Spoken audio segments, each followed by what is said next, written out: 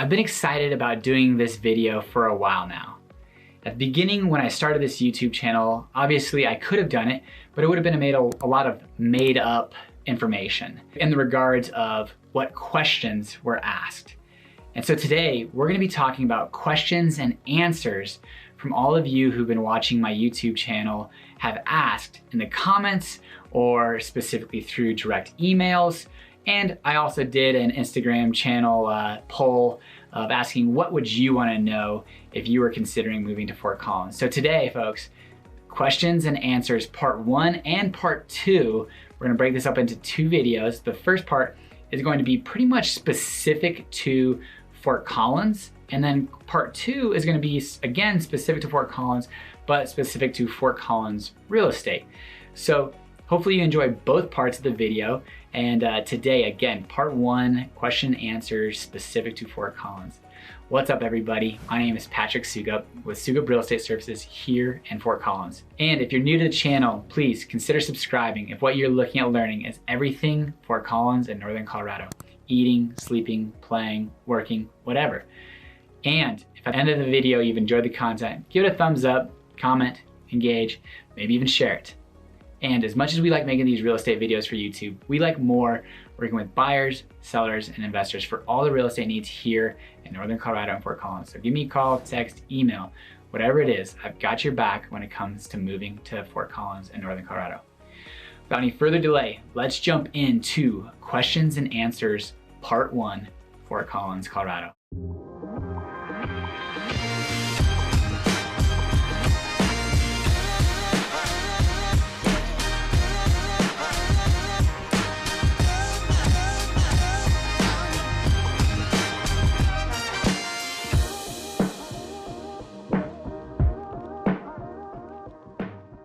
Alrighty, so I'm gonna have my phone out so that I can go through the questions and answer them, one by one.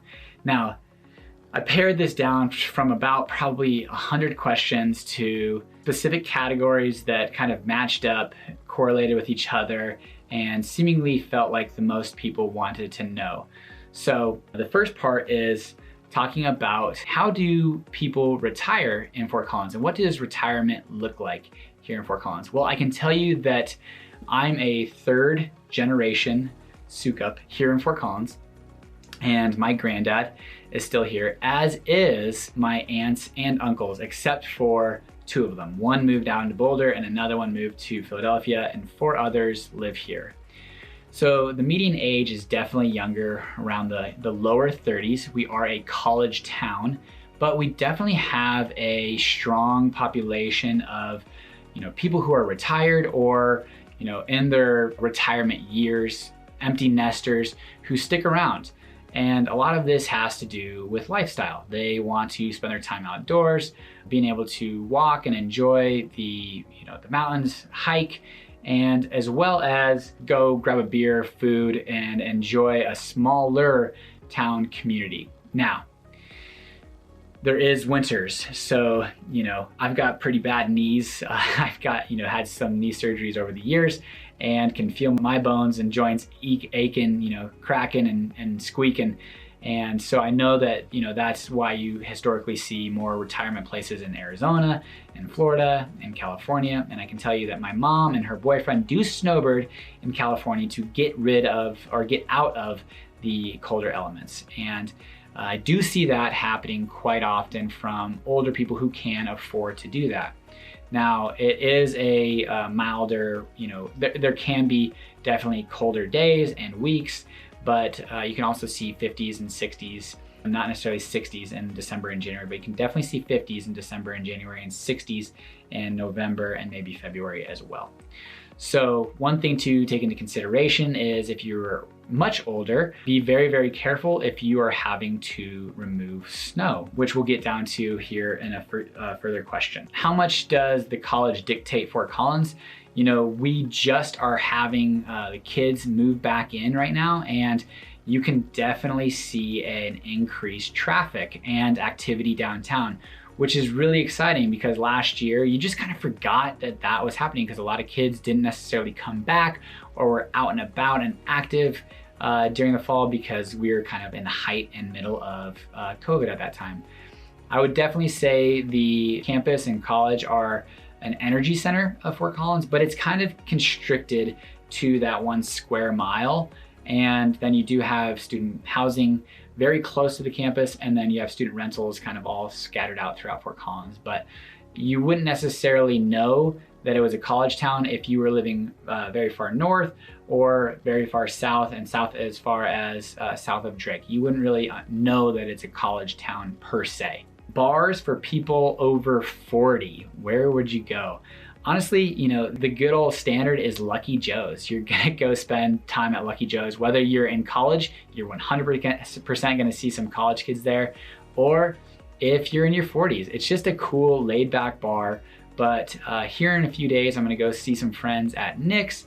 Now, Auto Pint has, you know, it's a great, you know, there's some great taps there, and there's lots of little breweries throughout. So you're not gonna go spend your time at Yeti, Rec Room, or Bondi, I can tell you that, unless you're just looking to get rowdy. So if you are, great, go spend some time downtown in Old Town Square, but there are plenty of opportunities, whether it's microbreweries, tap rooms, or restaurants on the southeast side of Fort Collins that you can spend some good time there and having fun. So that kind of talked to you about kind of the older demographic and what it's like for somebody who's not in college at CSU in Fort Collins. The next one is gonna kind of parlay one of the things that I was talking about earlier is weather.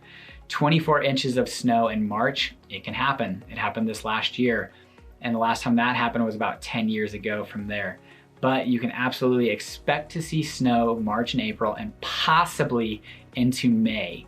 One of the things that we always take into consideration is to not plant your garden until Mother's Day. And I know that's kind of comparable and similar to a lot of different areas, but definitely holds true here in Fort Collins. As nice as it can be in some April days and, you know, March, April days, it can, you know, just hit you upside the head with the snow in May, and you're just gonna be upset if you plant your garden or flowers and they all get trashed by a late snowstorm. One of the videos I talked about how there are on average 7 to 10 storms, and I don't think I said major in that video. And when I consider a storm, a snowstorm, is when I have to get out there and shovel. That to me is greater than 2 inches of snow. And the reason I say that is because with the investment properties that we own here in Fort Collins, that is our guideline for our snow removal companies to get out there and remove snow, is if it hits 2 inches or above, that is considered a storm. So you could expect 7 to 10 storms a year in Fort Collins. Not major, we're not Alaska, so it's kind of funny when you talk, you know, when I saw that, but it is what it is. Now, one of the questions, again, I talked about it maybe in my pros and cons or living in Fort Collins videos, but if you have a driveway facing north, it is not the end of the world. You just gotta make sure that you get out there and shovel the driveway once it snows. Do not let it sit or you will regret it. A question that I referred to in one of my earlier videos was Fort Collins' connection with Disneyland. And it's true. Yes, we had one of the developers of Disneyland, Harbor Golf, who was born and raised here in Fort Collins, and took some of his inspiration from Old Town, specifically the buildings, and built it on Main Street Disneyland. Now there's the old Firehouse bookstore that is definitely one of the main inspirations, and if you walked Disneyland and Fort Collins, you could definitely see some similarities. So that is in fact true, and the inspiration came from our buildings on Main Street Disneyland. Fort Collins Loveland Airport. I actually had a few questions about that, and there's a couple different things that are going on with it. There is a virtual tower in the works, but due to COVID, it's kind of been stalled out.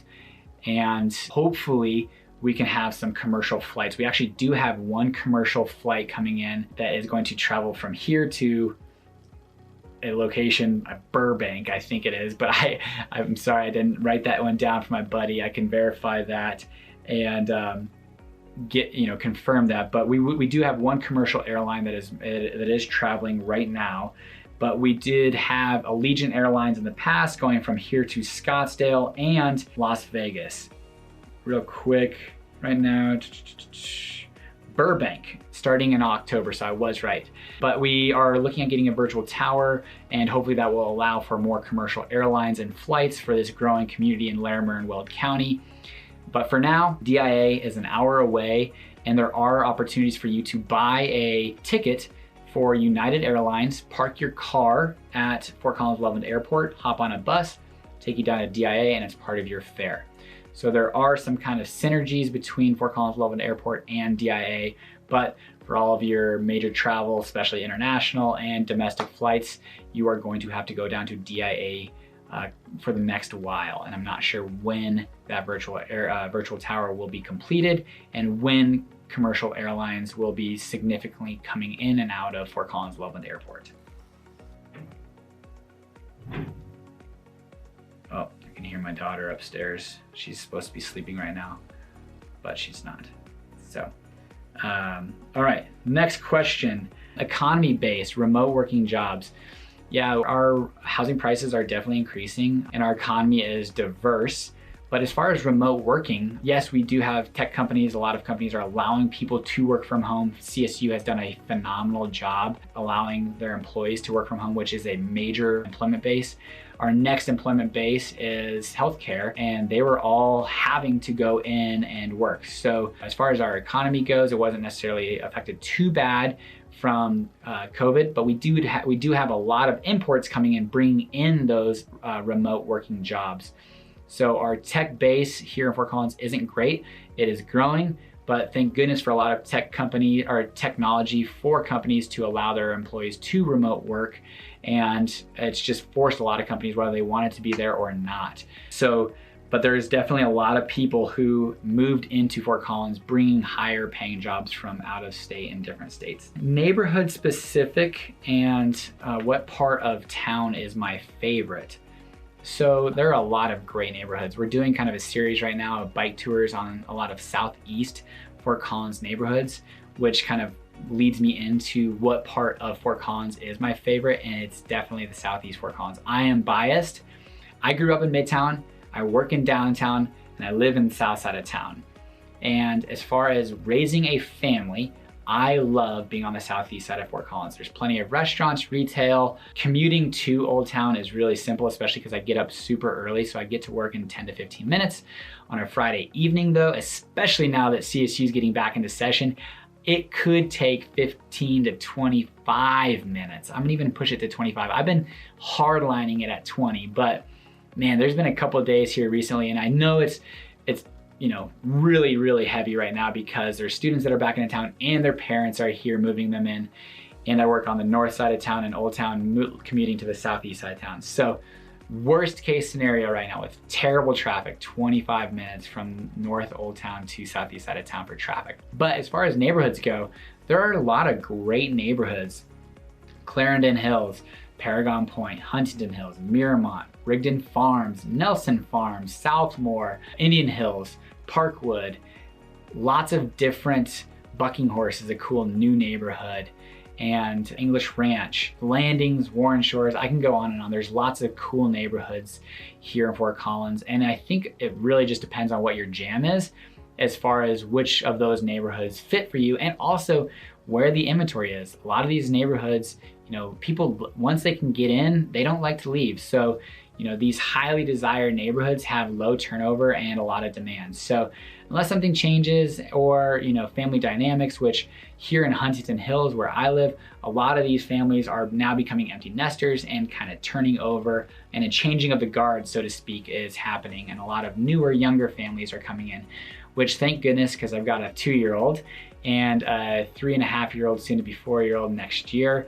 And I am hoping that they've got good little friends that they can play with. So that kind of is my favorite part of town, southeast Fort Collins, and different neighborhoods. There's so many of them, I can't necessarily just name them all, but there are a lot of great neighborhoods here in Fort Collins, and it just really matters depending on what your jam is. Like Old Town, hey, if you're a young couple without kids and you really want to be able to bike everywhere, Old Town is going to be the place where you are going to want to spend your time. Or, you know, on the furthest south, Midtown, and there's gonna be bike paths everywhere. So really, it ultimately just depends on what your goals are, what you wanna do here in Fort Collins, as far as where you might want to live. Now, the last question is, what are some of the most common misconceptions about Fort Collins? I'm considering doing a video of these misconceptions, and whether that might be me making them up as far as like my thoughts of what people are, consider Fort Collins, or conversations maybe that I've had with folks. And I would definitely say some of the common misconceptions are, we were definitely an early adopter of recreational marijuana, but we are still a very professional community, and I can tell you that I don't expect any of my employees coming in or walking in high, and I know a lot of businesses expect the same. It's similar to drinking. You're not gonna expect an employee to come in and drink alcohol and be drunk on the job, as you're not gonna expect an employee to be high.